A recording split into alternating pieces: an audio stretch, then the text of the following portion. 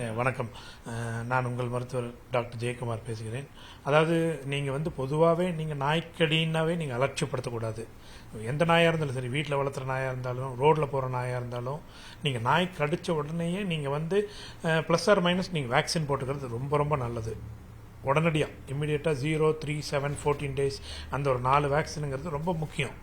இது நீங்கள் வேக்சின் போட்டுக்கிட்டால் உங்களுக்கு சேஃப்டி.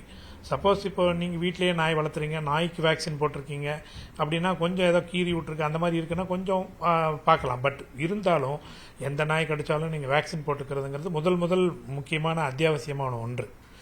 ரெண்டாவது, இந்த நாய்க்கடியை அலட்சியப்படுத்துனீங்கன்னா என்ன ஆகும் அப்படின்னு கேட்குறாரு இவர் கேள்வி. அதான் முக்கியமான கேள்வி. அதாவது உங்களுக்கு என்ன ஆகும்னா, உங்களுக்கு தெரியாமல் ஒரு ஃபீவரு, ஒரு வாமிட்டிங்கு, ஒரு ஹெட்டேக்கு, ஒரு கன்ஃபியூஷன் ஸ்டேட்டு, உங்களுக்கு உங்கள் பிரெயினே உங்களை அறியாமல் நீங்கள் எங்கேயோ ஏங்குற மாதிரியும், ஃபிட்ஸு உங்களுக்கு தெரியாமல் சில ப்ராப்ளம் பிரெயினில் வருது. இது என்ன ப்ராப்ளம்னா, மெயினாக நாய்க்கடியில் நரம்பு மண்டலம் தான் தாக்கும். மெயினாக அந்த நரம்பு மண்டலத்தில் வைரஸ் ஏறிச்சுன்னா வைரல் என்செஃபலைட்டிஸ் மாதிரி ஆகும். அதாவது அதுக்கு என்ன பேருன்னா ரேபிஸ் என்செஃபலைட்டிஸ்ன்னு சொல்லுவாங்க. இந்த ரேபிஸ் என்செஃபலைட்டிஸ் மூளைக்கு தாக்கியாச்சுன்னா நம்ம எதுவுமே பண்ண முடியாது. It's going to be very dangerous situation. அந்த நேரத்தில் நீங்கள் காப்பாற்ற முடியாது. இதுக்கு ஒரே ஒரு ப்ரிவென்ஷன் நீங்கள் வேக்சின் போட்டுக்கிறது தான். ஒன்று, வேக்சின் உங்களுக்கு மெயினாக நாய் கடிக்கிற இடம் இருக்குது. இந்த ஃபேஸு, மூஞ்சி ஓரத்தில், இந்த கழுத்து ஓரத்தில், இல்லை இந்த ரத்த குழாய் அந்த ஏரியாவில் கடிச்சிச்சுன்னா ரொம்ப டேஞ்சர். நீங்கள் இம்மிடியேட்டாக வேக்சினேட் பண்ணுறது நல்லது. அதே மாதிரி இம்யூனோகுளோபுலின் இன்ஜெக்ஷன் போடுறது நல்லது. இதில் இன்னொரு முக்கியமான விஷயம் இருக்குது. இப்போ நாய் கடித்து ஒரு ஊண்டு சைட்டு, அதாவது நாய் கடித்த புண்ணு பெருசாக இருந்ததுன்னா டெஃபினட்டாக வேக்சினேட்டும் பண்ணணும். அந்த அந்த ஊண்டு இருக்கிற இடத்துல நல்லா க்ளீன் பண்ணி சோப், வாட்டர், பீட்டாடைன் ஆயில் போட்டு க்ளீன் பண்ணி டெஃபினட்டாக நீங்கள் என்ன பண்ணணும்னா அங்கேயே இம்யூனோகுளோபுலின் இன்ஜெக்ஷன் போடணும் அந்த சைட்டில். அதே சமயத்தில் மீதி இருக்கிற இன்ஜெக்ஷன் இன்ட்ராமஸ்குலர் இன்ஜெக்ஷன் போடணும். இதெல்லாம் மிக மிக முக்கியமான பதிவு இந்த நாய்க்கடியில். நாய்க்கடி நீங்கள் என்றைக்குமே அலட்சியப்படுத்தக்கூடாது. இது நீங்கள் ப்ரிவென்டபிள். இது வேக்சின் போட்டிங்கன்னா டெஃபினட்டாக நீங்கள் ப்ரிவென்ட் பண்ணலாம். இது நீங்கள் தெரியாமல் விட்டுட்டீங்க, கண்டுக்காமல் விட்டுட்டீங்க, நாய் கடிச்சது தானே அப்படின்னா இவர் சொன்ன மாதிரி சுச்சுவேஷன் தான். ஒரு ஃபிட்ஸு, சீஷர்ஸு, அது மாதிரி நிறைய ப்ராப்ளம் ஆகி அவருக்கே தெரியாமல் கன்ஃபியூஷனல் ஸ்டேட் ஆகி என்னென்னமோ பண்ணுற மாதிரி கடைசியில் கண்டிப்பாக காப்பாற்ற முடியாத நிலைமைக்கு போயிடும். வீட்டில் வளர்க்கக்கூடிய நாய், வெறி நாய், இதை எப்படி நம்ம எந்த நாயும் டிஃபரன்ஷியேட் பண்ண முடியாது. நீங்கள் வீட்டில் வளர்க்கக்கூடிய நாயை கடித்தாலும் நீங்கள் ஒரு வாரம் அப்சர்வ் பண்ணி நீங்கள் பார்க்கணும். நாயோட சிஸ்டம் மாறுதா, நாய் ஏதாவது மாறி இருக்கா, இல்லை வெறி நாய் மாதிரி ஏதாவது ஓடுதா அப்படிங்கிறத பார்க்கணும். வெறி நாய் வெளி நாய் கடிச்சுன்னா இதை விட ரொம்ப டேஞ்சர். நீங்கள் நாயை மானிட்டர் பண்ணவே முடியாது. ஸோ அதனால் வேக்சின் போட்டது தான் நல்லது. வீட்டில் கடிச்சிற நாய் கடித்தாலும் நீங்கள் வேக்சினேட் பண்ணிக்கிறதா நம்ம முன்னெச்சரிக்கை நடைமுறையாக மிக மிக முக்கியமான ஒன்று. கண்டுக்காம விட்டுட்டா என்னென்ன மாதிரியான பாதிப்புகள் வரும், என்னென்ன மாதிரியான சிம்டம்ஸ் நீங்க டெஃபினட்டா கண்டுக்காம விட்டீங்கன்னா எவ்வளவு நாளைக்குள்ள அந்த சிம்டம்ஸ் இதெல்லாம் இது முக்கியமான கேள்வி. என்னன்னா நீங்க இது ஒரு 3 to 7 டேஸ்ல இந்த மாதிரி ஒரு சிம்டம் ஸ்டார்ட் ஆகும். எப்படின்னா மெயினா முழுங்க முடியாது, அப்புறம் தண்ணி குடிக்க முடியாது. அதாவது வாட்டர் ஃபோபியா வந்துடும். தண்ணி குடிக்கிறதுக்கு பயம், அது தண்ணி குடிக்கிறதுக்கு பயம், முழுங்க முடியாது, இந்த மாதிரி சலைவா, இந்த மாதிரி ஒரு ப்ராப்ளம் வந்தாவே உங்களுக்கு கண்டுபிடிச்சணும் இது ரேபிஸ் தான் அப்படின்னு. இது இனிஷியல் சிம்டம். அதுக்கப்புறம் வாமிட்டிங், ஹெட்டேக்கு, அதே மாதிரி தன்னைத்தானே வளர்றது, மாறி பேசுறது, கன்ஃபியூஷனல் ஸ்டேட்டு, ஃபிட்ஸ் அடிக்கிறது, இந்த மாதிரி வரும். இதெல்லாம் லேட் ஸ்டேஜஸ். அதாவது பிரெயினை தாக்குறது. என்னென்னா பிரெயின் ரேபிஸ் என்செஃபலைட்டிஸ்ன்னு சொல்லுவாங்க. இந்த ஸ்டேஜுக்கு போகும்.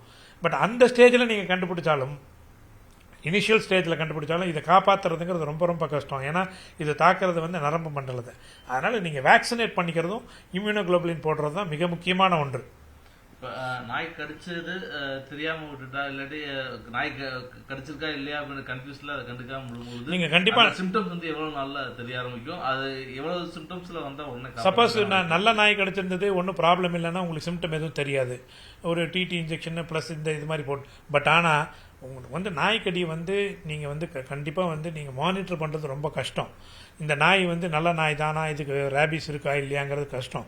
அது சிம்டம்ஸ் 7 நாள் கழித்து டெவலப் பண்ணாலும் 7 நாள் கழித்து டெவலப் ஆகிறதுக்குள்ளே நீங்கள் வேக்சின் போட்டிருந்தீங்கன்னா சேஃபே ஒழிய, நீங்கள் சிம்டமை பார்த்து நம்ம இது வருது அப்படின்னு பார்த்து நம்ம பண்ணுறது வேஸ்ட் கஷ்டம். அந்த நேரத்துக்கு நம்ம எதுவும் காப்பாற்ற முடியாது. முன்னெச்சரிக்கை நடவடிக்கையாக வேக்சின் போடுறது ரொம்ப ரொம்ப நல்லது. இப்ப இந்த இது இந்த ரேபிஸ் நாய்க்கு வந்து ரேபிஸ் இருக்கு அப்படின்றத வந்து எப்படி இப்போ நாய்க்கு ரேபிஸ், நாய் வந்து வெறி நாய் தான் அப்படின்னு பார்த்தீங்கன்னா அந்த நாய் வந்து இதே மாதிரி தான் ஒரு அங்கே ஓடும் இங்கே ஓடும், ஒரு ரொம்ப ஆக்ரோஷமாக இருக்கும். அதே மாதிரி நீங்கள் தண்ணி கொண்டு போனீங்கன்னா குடிக்க முடியாது. அதே சமயத்தில் நீங்கள் பார்த்தீங்கன்னா பலரை கடிக்கும். வெறி நாய்னா என்ன, வெறி நாய் வியாதிங்கிறது என்னன்னா, வெறி நாய் எப்படி ரோட்டில் தெரியும், கட கட கடன்னு ஓடும், இங்கே ஓடும், அங்கே முட்டும் இங்கே விட்டும், கிடைச்சவனெல்லாம் கடிக்கும். அந்த மாதிரி அந்த சிஸ்டமே மாறிடும், ஆக்ரோஷமாக இருக்கும். அதுதான் வெறி நாய்ங்கிறது.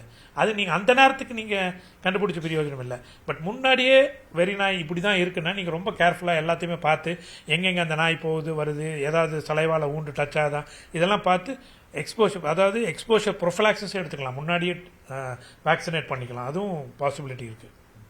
இப்போ இந்த மாதிரியான சூழல்கள்லாம் வரும்பொழுது குழந்தைகள் இந்த மாதிரி குழந்தைகளுக்கெல்லாம் இந்த மாதிரியான நாய்க்கடி இந்த மாதிரிலாம் வந்து எப்பவுமே நீங்கள் பெட் டாக்ஸ் வச்சிருக்கவங்களோ இதாக இருக்கணும், நாய்க்கு வந்து டெஃபினட்டாக அந்தந்த பீரியடில் வேக்சின் போட்டுக்கிறது ரொம்ப நல்லது. நாய் வந்து ஆல்மோஸ்ட் பெட் டாக்ஸ் குழந்தைங்கிட்ட விடாமல் இருக்கிறது நல்லது. செகண்ட் திங் என்னென்னா, நீங்கள் நாயை வாட்ச் பண்ணிக்கிட்டே இருக்கணும். சப்போஸ் நாய் கடிச்சதுன்னா வேக்சினேட் பண்ணிக்கணும் கண்டிப்பாக, even if your own talk.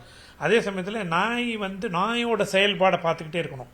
ஒரு நாயோட இது அதிகரிக்குதா, இல்லை அது ஒரு மாதிரி ஆல்டர் பிஹேவியர் ஆகுதா, இல்லை ரொம்ப ஆக்ரோஷமாகுதா, அந்த மாதிரிலாம் பார்த்துக்கிட்டு இருக்கணும். அது ரொம்ப முக்கியமான ஒன்று. அந்த வெறி நாய்கிட்ட அந்த நாயோட எச்சில் மூலமா டெஃபினட்டாக நாயோட எச்சில் பரவும். நாயோட எச்சில் வந்து ஊண்டு சைட், ஏதாவது நம்ம கிட்ட ஏதாவது புண்ணு மாதிரி மேலே படும்போதும் கூட அது வெறி நாயோட ரேபீஸோட சிம்டம் ஆரம்பிச்சிடும். ரொம்ப கேர்ஃபுல்லாக இருக்கணும் நாய்க்கடிங்கிறது. பொதுவாகவே நாய்க்கடிங்கிறத அலட்சிப்படுத்தக்கூடாது, கேர்ஃபுல்லாக இருக்கணும். அன்னோட்டிஸ்டு நாய்க்கடி நீங்கள் சொன்ன மாதிரி தான் இந்த மாதிரி கன்ஃபியூஷனல் ஸ்டேட்டில் போய் வந்து அட்மிட் ஆகும்போது உங்களுக்கு தெரியும் அவங்க பிஹேவியரை வச்சு. ப்ளஸ் நம்ம ஸ்பைனல் ஃப்ளூயிடு இதெல்லாம் பார்க்கும்போது நமக்கு எடுத்துக்கலாம் டெஸ்ட்டில். பட் அந்த நேரத்துக்கு காப்பாற்ற முடியாது, அதான் பிரச்சனை. எவ்வளோ நாளைக்குள்ள வந்தால் காப்பாற்றுறதுக்கான டெஃபினட்டாக நாய்க்கடிங்கிறது வந்து சிம்டம் ஸ்டார்ட் ஆகி ஒரு வாட்டர் இது என்ன வாட்டர் பார்த்த ஃபோபியா வருது, முழுங்குற கஷ்டமாக அப்படிங்கும்போது காப்பாற்றவே முடியாது. Very very dangerous. என்னை பொறுத்தளவு இந்த இது பொறுத்தளவு நாய்க்கடியை பொறுத்தளவு அலட்சிப்படுத்த வேண்டாம். வந்து நூண்டு புண்ணானாலும் கண்டிப்பாக வேக்சின் போட்டுக்கோங்க, அதுதான் சேஃப். நாய்க்கடி அப்படின்னா தொப்புளை சுற்றி நிறைய ஊசி போடணும், 20 ஊசி போடணும், 30 ஊசி போடணும் அப்படின்றலாம் பழைய மருத்துவ முறைகள்லாம் இருந்தது. இது வந்து நீங்கள் பழைய காலத்தில் வந்து தொப்புளை சுற்றி ஊசி போடணும் பயந்துட்டு பண்ணாமல் இருப்பாங்க, அதெல்லாம் கிடையாதுங்க. இப்போ வந்து 0, 3, 7, 14 3 இன்ஜெக்ஷன்ஸ் இன்ட்ராமஸ்குலர் போடலாம். அதே மாதிரி இம்யூனோகுளோபுலின்ஸ், ஹைலி பியூரிஃபைடு இம்யூனோகுளோபுலின்ஸ் இருக்குது, ஹியூமன் இம்யூனோகுளோபுலின்ஸ் இருக்குது, இதெல்லாம் யூஸ் பண்ணிக்கலாம். இப்போ இந்த இன்ஜெக்ஷன்ஸ்க்குலாம் நீங்கள் பயப்பட தேவையே இல்லை. It's very easy. இந்த தொப்புள் சுற்றி போடுறது இந்த பயமெல்லாம் ஒன்றும் இல்லை, சேஃப். நீங்கள் வேக்சினேட் பண்ணுங்க. அதான் 0, 3, 7, 14 அப்படின்னு சொல்லி 4 வேக்சின் கண்டிப்பாக போடணும். அதாவது கடிச்ச நாள், 3ஆவது நாள், 7ஆவது நாள், 14ஆவது நாள். சப்போஸ் ஏதாவது இம்யூனோ காம்ப்ரமைஸ் ஸ்டேட் இருக்குது, சக்கரை வியாதி இல்லை ரொம்ப HIV அந்த மாதிரி ஏதாவது பாதிச்சிருந்ததுன்னா இன்னொரு இன்ஜெக்ஷன் 28 டேஸில் போட்டுக்கலாம். அது கூட சேர்த்து சப்போஸ் ஊண்டு நான் சொன்ன மாதிரி புண்ணு ஜாஸ்தியாக இருந்தால் இம்யூனோகுளோபுலின் அட்மினிஸ்ட்ரேட் பண்ணிக்கலாம். கண்டிப்பாக போட்டிங்கன்னா சேஃப், அவ்வளோதான். அது ப்ராப்ளம் சால்வ்டு. போடாமல் இருந்தாங்கன்னா பிரச்சனை தான். பழைய 30 ஊசிகள் அதெல்லாம் கிடையாது, அதெல்லாம் இல்லை. இப்போ வந்து சிஸ்டமே மாறி போச்சு. இதில் ரொம்ப வருஷம் ஆச்சு இது.